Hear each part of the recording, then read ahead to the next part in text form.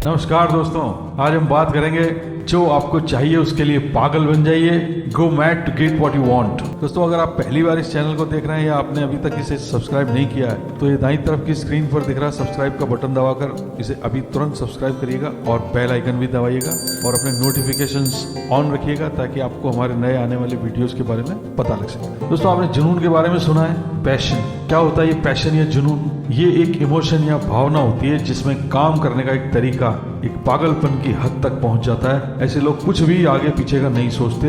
ऐसे लोगों के लिए टाइम कब निकल जाता है उनको पता नहीं लगता। उनके लिए कुछ भी करना असंभव नहीं होता। वे अपने उद्देश्य की पूर्ति के लिए जमीन आसमान एक कर देते हैं। वो अपने काम में इतना डूबे हुए होते हैं कि उनका कहना होता है कि दिन इतना छोटा क्यों होता है और इतनी जल्दी क्यों खत्म हो जाता है और रात इतनी लंबी कैसे हो गई और रात कब खत्म होगी, वो इसका इंतजार करते हैं। दिन, महीने, साल उनके लिए कुछ नहीं होते। वे उसे करते हुए ऑब्सेशन या सैचुरेशन की स्टेज तक पहुंच जाते हैं। सैचुरेशन क्या होता है, इसके लिए आप हमारा video how to succeed at anything देखिएगा और अपने जुनून को कैसे ढूंढें ये आप मेरी book what you are passionate about में जान सकते हैं। ये बुक amazon.com पर अवेलेबल है और उसकी लिंक नीचे दी गई है। दोस्तों, फ्रैंकलिन रूजवेल्ट ने एक बार कहा, a calm sea never made a skilled mariner. एक शांत समुद्र कभी दक्ष नाविक नहीं बना पाया। उसमें उथल पुथल होना जरूरी है, उसमें तूफान आना जरूरी है। दोस्तों, आप जो भी कर रहे हैं उसके लिए आपके दिमाग में अगर तूफान नहीं है, उथल पुथल नहीं हो रही है, आपको सोते उठते बैठते खाते पीते अगर वो चीज दिमाग में नहीं दिख रही है तो अभी आप जो काम कर रहे हैं उसमें आपका पैशन पैदा नहीं हुआ है। अभी लोहा गर्म नहीं हुआ है, ठंडा है। अभी आप पागलपन वाले लेवल पर नहीं पहुंचे हैं। दोस्तों, गो मैड का एक मतलब तो वो पागल खाने वाला पागल बन जाना होता है, पर आपको वो नहीं, पागल खाने से बाहर वाला पागल बन जाना है। आपको वो पागल बन जाना है जिसकी डिक्शनरी डेफिनेशन है to do something that is not very sensible और वाइज। यानी समझदार या अकलमंद लोग जिसे नहीं करते, या दोस्तों जिसे पागल या जुनूनी लोग ही कर सकते हैं। यानी आपका समझदारी और नॉर्मल या आम आदमी की हद से बाहर निकलना जरूरी है, क्योंकि जब आप ये करते हैं तो आप आउट ऑफ द बॉक्स जाकर सोचते हैं, आप मासेस से हटकर सोच पाते हैं और तो ही आप दुनिया में कुछ अजीब कार्य कर पाते हैं। जब किसी ने सोचा कि कागज पर यहाँ से कुछ भेजा जाए और दूसरी तरफ वही निकले तो फैक्स बना, पर लोग बोले ऐसा कैसे हो सकता है। इसी तरह जब टेलीफोन बना तो एक डॉक्टर की पत्नी फोन पर हंस हंस कर बात कर रही थी और एक पेशेंट उसके घर दिखाने गई तो वह वापस आकर लोगों को बोली कि डॉक्टर की पत्नी तो पागल हो गई है, हंस हंस कर पता नहीं आधे घंटे तक क्या क्या बोल रही थी। इसी प्रकार जब गैस सिलेंडर बना शुरू में तो लोग लेने को तैयार ही नहीं थे कि बॉम्ब घर में कौन रखेगा, किसी दिन फट गया तो। जब राइट ब्रदर्स ने कहा कि आदमी को जहाज में बैठाकर उड़ाएंगे तो लोगों ने उनकी हंसी उड़ाई, उनको पागल कहा। एक चिकन बनाने की रेसिपी को 1002 लोगों के सामने दिखाने के बाद वो KFC बन गया। जब स्टीम इंजन बना तो लोग ट्रेन को दूर से आते देखकर घरों में घुस जाते थे कि ये तो आग उगल रहा है, हमारे घरों में आग लग जाएगी। दोस्तों, ये सब बनाने वाले वही लोग थे जिन्हें लोगों ने पहले पागल कहा था। 4 एक्समैन की फिल्में करने के बाद स्टैन ली का पब्लिशर उनसे बोला कि एक और नया सुपर हीरो कैरेक्टर लेकर आओ। तो उन्होंने घर जाकर सोचना शुरू किया कि सुपर हीरो को पावर्स क्या देंगे। तो उन्हें दीवार पर एक मक्खी रेंगती नजर आई तो उन्होंने सोचा कि अपने सुपर हीरो को दीवारों पर रेंगने की पावर दे देंगे। दूसरा उन्होंने सोचा नाम क्या देंगे, फ्लाईमैन, मॉस्किटो मैन या स्पाइडरमैन। तीसरा उन्होंने सोचा कि ये उसको उसकी पर्सनल प्रॉब्लम्स भी देंगे और चौथा उसे टीनेजर बनाएंगे। तो वे अपने पब्लिशर के पास दौड़कर गए और उसे अपना आइडिया बताया। तो वो हंसकर उनसे बोला, स्टैन, जो मैंने आज तक नहीं सुना वो वर्स्ट आइडिया लेकर आयो। सबसे पहला तो लोग मकड़ियों से नफरत करते हैं, स्पाइडर से। दूसरा, सुपर हीरो टीनेजर नहीं होते, टीनेजर तो केवल उल्टी सीधी हरकतें करते हैं। तीसरा, सुपरमैन की कोई प्रॉब्लम होती है क्या? फिर वो सुपरमैन किस बात का? खैर, वो एक मैगजीन बंद करने जा रहे थे जिसका नाम था अमेजिंग फैंटेसी। उसका लास्ट इशू प्रेस में छपने जा रहा था तो स्टैनली ने उसमें स्पाइडरमैन का फोटो वगैरह छाप दिया। 1 महीने बाद जब उस मैगजीन के जबरदस्त सेल्स फिगर आए तो वो पब्लिशर उनके ऑफिस में दौड़ा दौड़ा आया कि स्टैन, तुम्हें याद है वो कैरेक्टर जिसे हमने दोनों ने पसंद किया था, इसे हमें एक सीरीज में बनाना चाहिए। तो दोस्तों, ऐसे बना स्पाइडरमैन का कैरेक्टर। इस वाकये पर स्टैनली कहते हैं, अगर आपके पास कोई जबरदस्त आइडिया है तो don't let some idiot who give up on his dream talk you out of your dreams. यानी किसी बेवकूफ को जिसने अपना ड्रीम छोड़ दिया हो, आपको ड्रीम की सोच से बाहर मत फेंकने दीजिए। दोस्तों, अगर आप वो कर रहे हैं जो मासेस कर रहे हैं तो आपको वो मिलेगा जो मासेस को मिल रहा है, पर अगर आप वो कर रहे हैं जो कोई नहीं कर रहा तो आपको वो मिलेगा जो किसी को नहीं मिला। माइक्रोसॉफ्ट, एप्पल, फेसबुक, व्हाट्सएप और अरुणिमा सिन्हा ऐसा ही कुछ करने वाले व्यक्तियों की कहानियां हैं। जी हाँ दोस्तों, माइक्रोसॉफ्ट, एप्पल, फेसबुक और व्हाट्सएप की कहानियां तो आप जानते होंगे, पर अरुणिमा सिन्हा की कहानी आपने नहीं सुनी होगी और इसे सुनकर आपके रोंगटे खड़े हो जाएंगे और आप कहेंगे कि कोई ठीक दिमाग वाला आदमी ऐसा पागलपन भरा सुसाइडल काम कैसे कर सकता है। जी हाँ दोस्तों, 11 अप्रैल 2011 को अरुणिमा सिन्हा पद्मावती एक्सप्रेस में लखनऊ से दिल्ली के लिए किसी जॉब के इंटरव्यू के लिए जा रही थी। कुछ लुटेरे ट्रेन के जनरल कंपार्टमेंट में आ गए और उन्होंने लोगों को लूटना शुरू कर दिया। अरुणिमा ने अपने गले की चेन को छिनने से बचाने की कोशिश की, जिसमें लुटेरों ने उन्हें चलती गाड़ी से नीचे धक्का दे दिया और वे सामने के दूसरे ट्रैक पर जा गिरी। उस ट्रैक पर कोई ट्रेन आई और उनका एक पैर काट गई। उनके दूसरे पैर की हड्डियां टूटकर उनकी जीन्स से बाहर आ गई थी। वे रात भर उस ट्रैक के बीच में पड़ी रहीं और उनके ऊपर से दोनों डायरेक्शन में आने जाने वाली 49 ट्रेन गुजर गईं, पर वे उस ट्रैक के बीच में पड़ी रहीं। सुबह किसी ट्रेन के ड्राइवर ने उनको देखा और बरेली के हॉस्पिटल में पहुंचाया। 4 महीने हॉस्पिटल में रहने के बाद अरुणिमा ने हॉस्पिटल बेड से ही एवरेस्ट चढ़ने का वो पागलपन भरा निर्णय लिया। उन्होंने बचेंद्री पाल से फोन पर बात की और अगले दिन हॉस्पिटल से जबरदस्ती डिस्चार्ज लेकर सीधे रेलवे स्टेशन जाकर ट्रेन पकड़कर उनके पास झारखंड पहुंच गई। वहां उन्हें बचेंद्री पाल ने कहा कि अरुणिमा, तुमने इस हालत में जो डिसीजन लिया है तो अपने अंदर से तो तुमने एवरेस्ट अभी से ही फतेह कर लिया है, अब केवल दुनिया को दिखाने के लिए ये तुम्हें बाहर से करना बाकी है। अरुणिमा ने उनसे माउंटेनियरिंग की ट्रेनिंग ली और 21/5/2013 को एवरेस्ट चढ़कर विश्व की पहली एवरेस्ट चढ़ने वाली महिला एम्प्यूटी बन गई। और वे यही नहीं रुकी, उसके बाद उन्होंने दुनिया के 7 और पीक्स को भी फतेह किया। वे नेशनल लेवल की वॉलीबॉल खिलाड़ी भी रह चुकी हैं। उनके इन साहसिक कार्यों के लिए उन्हें 2015 में पद्म भूषण अवार्ड और Tenzing Norgay national adventure award से सम्मानित किया गया। दोस्तों, उनकी कहानी से हमें कई चीजें सीखने को मिलती हैं, उन्हें हम एक एक करके देखेंगे। पहला, अगर आप अपने गोल के लिए ईमानदार, कमिटेड होते हैं तो सारे रास्ते अपने आप खुल जाते हैं। ऐसा वे इसलिए कहती हैं क्योंकि उनकी ट्रेनिंग के दौरान भी लोग उन्हें पागल बोलते रहे और छोड़कर चले जाने के लिए कहते रहे, पर वे अपने गोल पर डटी रहीं। उनको एवरेस्ट चढ़ने में बहुत ही परेशानियों का सामना करना पड़ा, क्योंकि डॉक्टर्स के अनुसार प्रोस्थेटिक लेग वाले व्यक्ति को उससे चलने में ही 4 से 5 साल लग जाते हैं और ये 4 महीने बाद ही माउंटेनियरिंग की ट्रेनिंग करने निकल पड़ी तो उनके पैर से बार बार खून निकलता था। उनके दूसरे पैर में भी स्टील की रॉड्स डली हुई थी तो उनके पैर मुड़ते नहीं थे। जब उनके टीम मेंबर ऊपर चढ़ते थे तो वो उनमें सबसे पीछे रह जाती थी, पर 8 महीने बाद अपनी प्रैक्टिस से वे उन सबसे पहले अपने ऊपर के कैंप में पहुंच जाती थी। जब वे लोग आकर उनसे पूछते थे कि तुम कैसे इतनी तेज चढ़ लेती हो, तो वे कहती थी कि मेरा गोल ही मेरा जीवन, पैशन और जरूरत है। My goal is my life, my passion, my need, my obsession. दूसरा, अगर लोग आपको अपने गोल के प्रति पागल बोलना शुरू कर दें तो समझो कि आपका गोल आपके आसपास ही है। अरुणिमा जी कहती हैं, जब आपका गोल आपकी जरूरत बन जाता है, आपका जुनून बन जाता है, तो फिर आपको आपका गोल प्राप्त करने से कोई नहीं रोक सकता। Nobody can deter you। आप खुद चाहकर भी अपने रास्ते से नहीं हट सकते, क्योंकि आपका जुनून आपसे वह करवाता है जो आप नहीं कर सकते। कितनी जबरदस्त बात कही उन्होंने कि आपका जुनून आपसे वह करवाता है जो आप नहीं कर सकते। यानी आप कोई भी निश्चय कर लें, उसे पूरा कर सकते हैं। कोई काम दुनिया में संभव नहीं है, आपको केवल आपके उस काम के लिए वो जुनून अपने अंदर पैदा करना है। उसके बाद जो कुछ करना है वो सब जुनून करेगा, आपको कुछ नहीं करना है। तीसरा, आपकी दशा या बाहरी सर्कमस्टेंसेस आपको आपके उद्देश्य में सफल होने से नहीं रोक सकते। वे कहती हैं, जब वे एवरेस्ट चढ़ने के लिए काठमांडू पहुंची तो एक लोकल गाइड जिसे उनके साथ ऊपर जाना था ने उन्हें देखकर कहा कि तुम तो मरोगी, मुझे भी मरवाओगी, मैं तुम्हारे साथ नहीं जाऊंगा।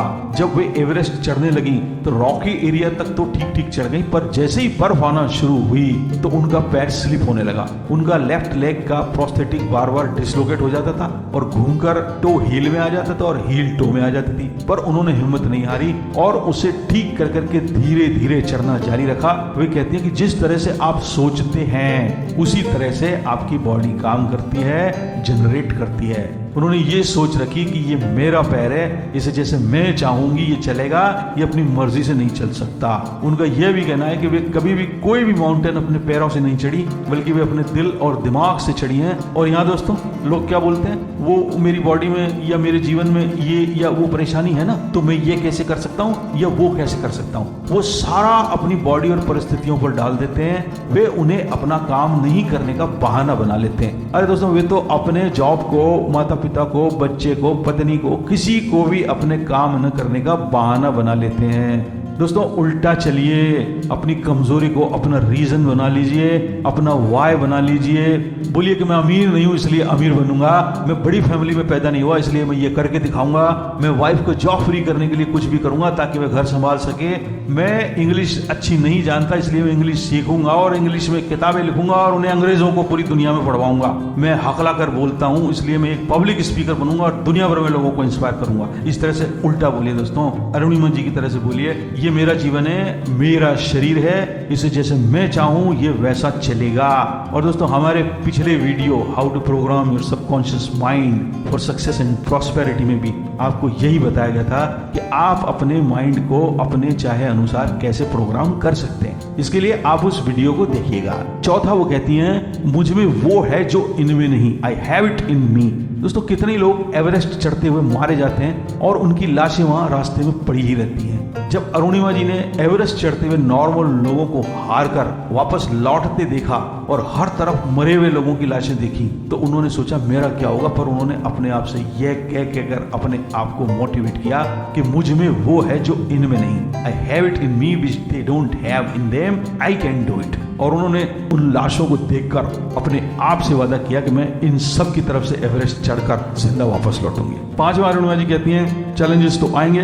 दोस्तों जब वे एवरेस्ट चढ़कर वापस लौट रही थी तो पीक से 20 कदम दूर उतरकर आते ही उनकी ऑक्सीजन खत्म हो गई और वे बर्फ में गिर पड़ी। वहां उन्हें कहीं से भी ऑक्सीजन मिलने की कोई संभावना नहीं थी। तब उन्होंने ईश्वर से कहा कि पहले तो तुमने मेरी टांग कटवा दी और फिर मुझे एवरेस्ट चढ़ने का ड्रीम दे दिया, और जब मैंने उसे भी पूरा कर दिया तो अब वापस नीचे उतरते टाइम तुम क्या चाहते हो कि मैं जिंदा वापस नहीं पहुंचूं? और दोस्तों ईश्वर ने उनकी सुनी और तभी वहां नीचे से एक ब्रिटिश क्लाइंबर ऊपर चढ़कर आ रहा था, पर पता नहीं उसे क्या सूझी कि उसने अपना एक्स्ट्रा ऑक्सीजन सिलेंडर वहीं फेंका और अपनी एक सिलेंडर के साथ वापस नीचे जाने लगा। तब अरुणिमा जी के शेरपा ने देखा तो उसने लपक कर वो सिलेंडर उठा लिया और लाकर उनको लगा दिया और वे वापस खड़ी हुई। थोड़ी देर बाद उनका प्रोस्थेटिक लेग निकल गया। वहां टेम्परेचर -60 डिग्री सेंटीग्रेड जितना लो होता है, अतः वे उसे निकाल कर लगा भी नहीं सकती थी।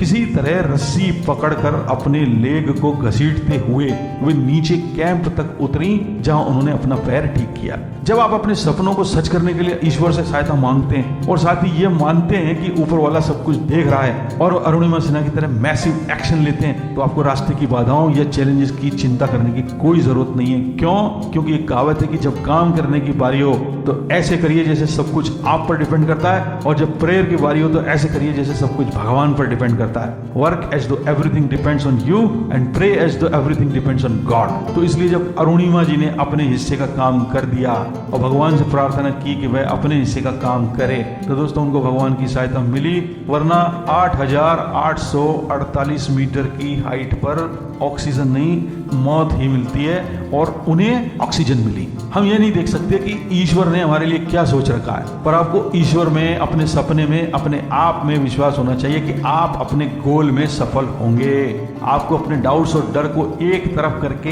यह सोचकर आगे बढ़ना होगा कि आप ईश्वर की कृपा से अपना रास्ता ढूंढ ही लेंगे। आप यह भी नहीं जानते होंगे कि आगे क्या, क्यों और कैसे होने वाला है, पर यदि आप चलते रहे तो जिंदगी अपने आप आपके लिए रास्ता निकालेगी। दोस्तों हम इस पृथ्वी पर अपने तुच्छ स्वार्थों की पूर्ति करने के बजाय कुछ बड़ा करने के लिए भेजे गए हैं। जब हम आत्म केंद्रित होना भूल जाते हैं तो हम हमारी शक्ति के सबसे बड़े स्रोत या सोर्स से कट जाते हैं। ब्लेड की धार बहुत तेज होती है पर उससे आप पेड़ नहीं काट सकते, और कुल्हाड़ी बहुत मजबूत होती है पर उससे आप अपने सिर के हवा में उड़ जाने वाले हल्के बालों को नहीं काट सकते। यानी हम में से हर एक में एक यूनिक ईश्वर द्वारा दी गई प्रतिभा या टैलेंट है जिसे हमें पहचानना है और उसका उपयोग कर हमें अपना पार्ट इस दुनिया में पूरा कर देना है। भगवान का पार्ट वे अपने आप पूरा करेंगे। एक बार एक यात्री एक पानी के जहाज यानी जलपोत पर 6 दिन की यात्रा के लिए चढ़ा। उसके पास पर्याप्त पैसे नहीं थे कि वो खाने पीने के खर्चे के साथ वाला टिकट खरीद पाता, तो उसने बिना खाने पीने के खर्चे वाला टिकट खरीद लिया और कुछ छुट्टे पैसों से बाजार से चने मूंगफली लेकर और उन्हें चुपके से लेकर वो सबकी नजरें बचाकर जलपोत पर चढ़ गया। वो सीधा अपनी केबिन में गया और अगले 6 दिनों तक केवल रात को 1-2 बार बाहर निकलता था, बाकी अपनी केबिन में ही बैठा रहा और चने मूंगफली खाता रहा। बाहर डाइनिंग हॉल में स्वादिष्ट पकवानों की महक उसे दिन भर केबिन में आती रहती थी, पर क्या करता, उसके टिकट में तो खाना शामिल ही नहीं था। वो अपने चने मूंगफली चबाता रहा। जब जलपोत अपने डेस्टिनेशन पर पहुंचा तो सभी यात्री एक एक कर उतरने लगे। कप्तान जलपोत के एग्जिट पर ही खड़ा था और हर एक यात्री से हाथ मिलाकर उनको फिर से जलपोत पर यात्रा करने का निमंत्रण और धन्यवाद दे रहा था। ये चने मूंगफली वाला यात्री भी अपनी केबिन से निकला और चुपके से बाहर की तरफ लपका ताकि कोई उसे देख ना सके, परंतु कप्तान ने उसे देख लिया और रोककर बोला, भाई आप कहाँ थे? यात्रा के दौरान दिखाई ही नहीं दिए, डाइनिंग हॉल में खाना वाना खाने भी नहीं आए। यात्री कुछ नजरें चुराता हुआ कप्तान से बोला कि उसके पास पर्याप्त पैसे नहीं थे, इसलिए उसने बिना खाने वाला टिकट खरीदा था और इसलिए वह खाना खाने डाइनिंग हॉल में नहीं आया। ये सुनते ही कप्तान को पूरी तरह से हंसी आई और वो अपनी हंसी पर काबू पाते हुए बोला, अरे भले आदमी, एक बार मुझसे तो बात की होती तो मैं आपको बताता कि डिस्काउंट के चलते टिकट सस्ता हो गया था और आपके टिकट में खाने का पैसा भी शामिल था। ये सुनकर उस यात्री को इतना मलाल हुआ जैसे उसका कोई करोड़ों का नुकसान हो गया। बेचारा 6 दिन की यात्रा में चने मूंगफली चबाता रहा और बाहर तो दावतें उड़ती रही जिनका बिल वो पहले ही भर चुका था। है ना अजीब बात दोस्तों? और सोचिए अगर यही आपके साथ हुआ होता या हो रहा हो तो आपको कैसा लगेगा? जी हाँ दोस्तों, राज की बात यह है कि ये तो इस दुनिया के हर उस आदमी के साथ हो रहा है जिसके जीवन में दुख, गरीबी, असफलता और कई और कमियां हैं, क्योंकि उसके जन्म के साथ ही भगवान ने उसको भी सपने देखने और उन्हें पूरा करने का पूरा सिस्टम उसके शरीर में फिट करके भेजा था और उसमें भी कोई टैलेंट भरकर भेजा, पर उसने उसका उपयोग नहीं किया और अजीवनीय जीवन, अनलिवेबल लाइफ जीकर इस दुनिया से अपने भाग्य को कोसता हुआ चला गया।